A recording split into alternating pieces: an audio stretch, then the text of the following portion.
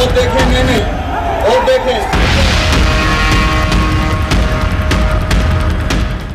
राजस्थान के खेल मंत्री अशोक चांदना अब तो सचिन पायलट का नाम लेकर मरने मारने की बात करने लगे हैं। चांदना ने एक ट्वीट कर लिखा है कि मुझ पर जूता फिकवा कर सचिन पायलट यदि मुख्यमंत्री बने तो जल्दी बन जाएं, क्योंकि आज मेरा लड़ने का मन नहीं है। जिस दिन मैं लड़ने पर आ गया तो सिर्फ एक ही बचेगा और ये मैं नहीं चाहता।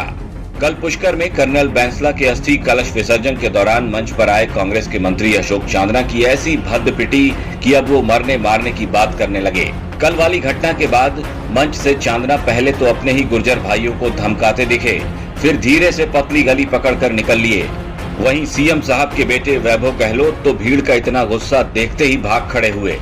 पुष्कर में जिस दौरान ये सब कुछ हुआ, मंच पर बीजेपी के भी कई नेता मौजूद थे। उपनेता प्रतिपक्ष राजेंद्र सिंह राठौड़ और बीजेपी प्रदेश अध्यक्ष सतीश पूनिया भी भाषण दे रहे थे, लेकिन चप्पल सिर्फ चांदना को ही दिखाई गई।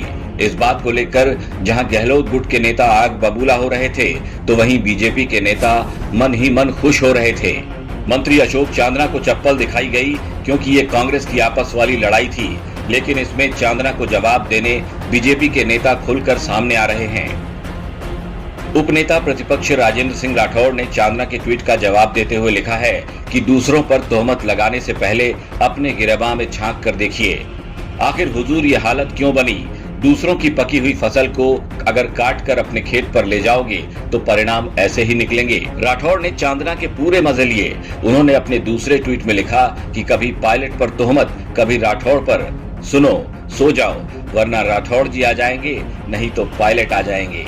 कल पुष्कर में जो कुछ भी हुआ उसकी उम्मीद तो थोड़ा बहुत थी ही, लेकिन चुनाव से इतनी पहले पायलट और गहलोत गुट की लड़ाई इस तरह से आमने सामने वाली हो जाएगी, शायद ये उम्मीद किसी को नहीं रही होगी।